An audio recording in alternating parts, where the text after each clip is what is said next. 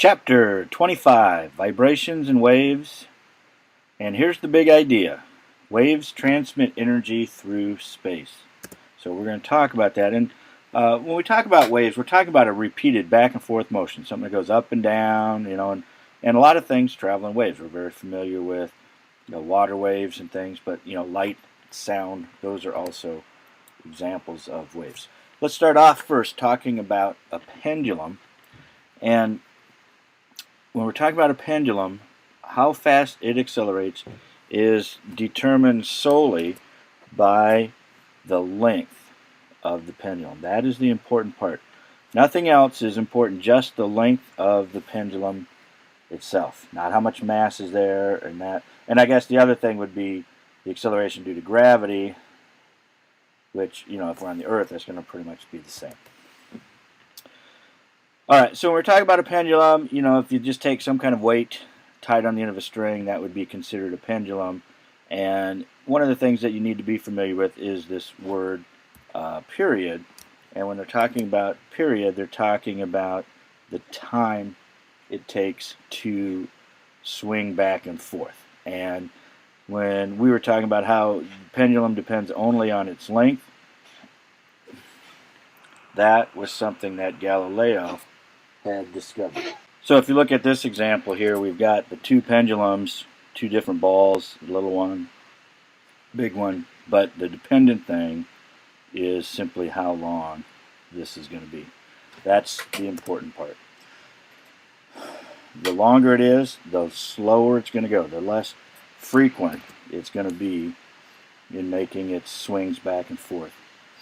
And a shorter one is going to go faster. Just think, kind of similar to an animal. A person who has long legs, they're going to tend to have a slower stride than a person who has short legs. Or they give the example of giraffes and horses, are going to have a longer gait than like hamsters and mice and so on.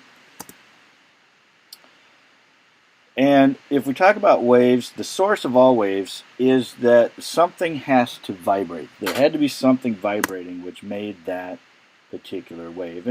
And we usually call that type of motion oscillatory, or something that swings back and forth.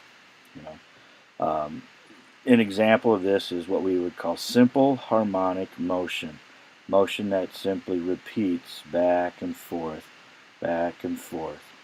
and kind of like a sine curve. So in fact, if you take and plot, like this is a pendulum here. Let's go back here. If we look at this, he's got a pendulum and he's swinging it back and forth, and in this one it's not moving, so it's just going back and forth right here, back and forth, not making, just making the same line over and over.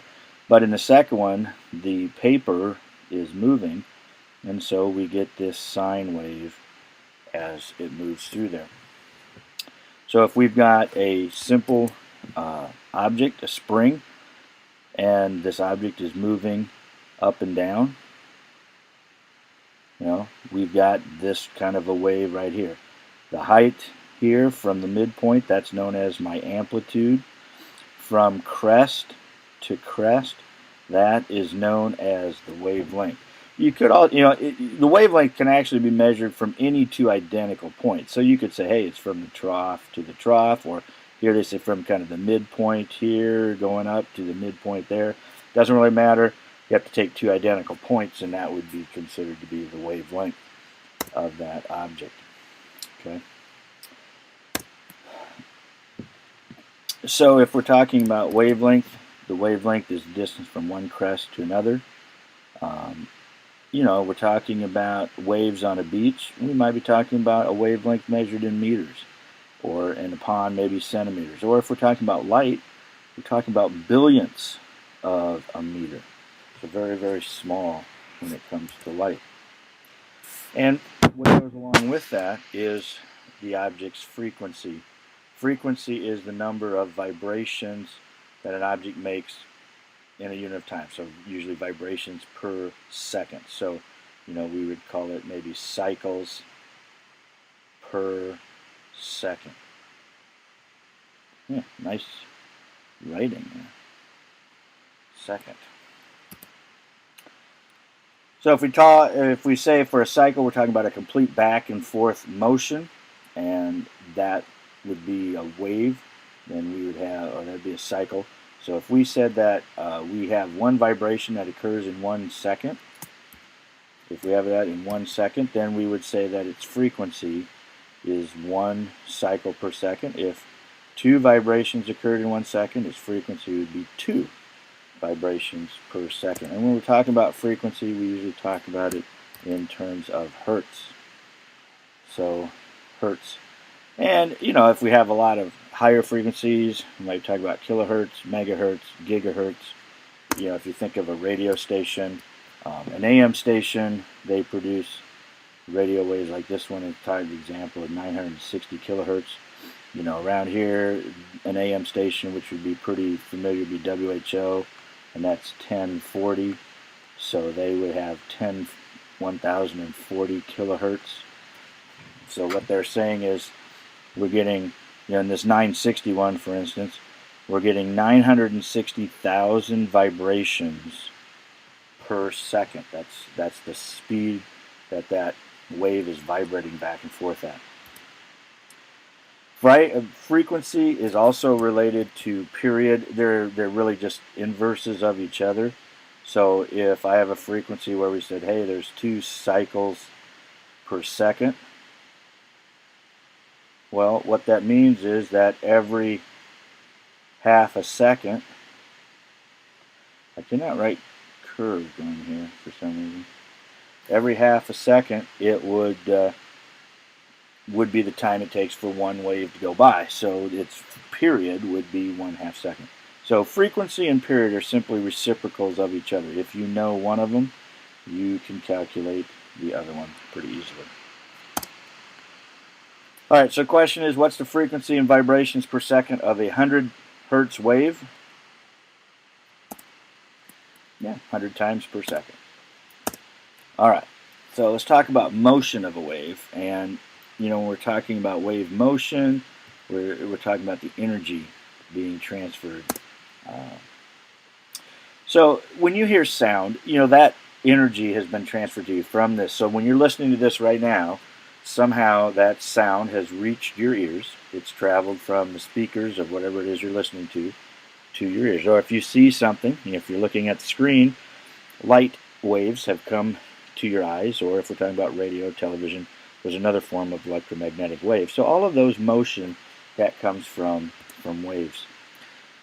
And you could make a very simple example of a wave. You tie a string to an object and you shake it up and down. That would be a wave. And notice that when you do that, we're not transferring the particles of the string. So for instance, the string stays here. It wasn't like the string moved here, but energy came from here and was transferred this way till it hit the wall, and then it reflected and bounced back. But the particles themselves stayed in the same part of the rope. They didn't move, just the disturbance moves. And that's what a wave is. It is a disturbance that moves through some type of medium, whether we're talking about the string here, or we're talking about water, or we're talking about air as sound waves move through it, and so on. If you drop a rock into a pond of water, the water itself, the water molecules are going to move up and down, but they're not actually going to move out. So, and you've probably seen that if you see like a bobber sitting out in the ocean or on a lake or whatever, and you see the waves passing underneath it, and the bobber pretty much just stays in the same place, just goes up and down. So here they talk more about if you have waves, sound waves, same things. The air molecules aren't moving, just the energy is being transferred back and forth. All right, Sears Tower in Chicago sways back and forth at a frequency of 0.1 hertz. What's its period? Remember that frequency and period are reciprocals of each other. So if this is 1/10, the period is going to be the reciprocal of that, or 10. So in other words, every 10 seconds the tower has swung back and forth. So if you're standing on top of Sears Tower, you're going to swing back and forth every 10 seconds. Let's figure out how to calculate that speed. And the speed that an object or a wave moves depends primarily on the medium that it's going through. For instance, light actually changes speed when it travels, when it changes from space, from the vacuum of space. It hits our atmosphere, that speed's a little bit different. It goes in water, that speed's a little bit different. So whatever the medium, the speed, wavelength, frequency of the wave, they're all related when we're trying to figure it out. So here's our example. Let's say we've got this bird, he's counting waves. I don't know why he'd be doing that, but he just decides to do it. From the top of the wave to the top of the wave crest, the crest to crest, is 1 meter. So the wavelength, I shouldn't be writing, wavelength is 1 meter long. And if it goes by there, it says passes by the wavelengths per second, 1 wavelength per second passes by the pole. So if that's the case, then my velocity is going to be 1 meter per second. For every second the wavelength travels by, and the wavelength is 1 meter apart. And here's our formula. This is one that you should get down, so put this in your notes. You're going to want to know that the velocity is equal to, this is the Greek letter lambda, and that stands for wavelength. Okay? So velocity is the wavelength times the frequency.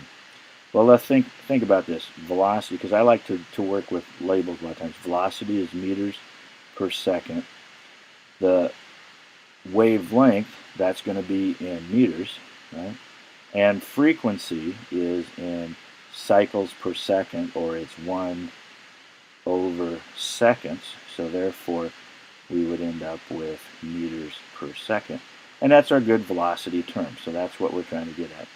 So here's the example. If the wavelength is 3 meters and 2 crests pass a stationary point each second, so therefore its frequency is 2.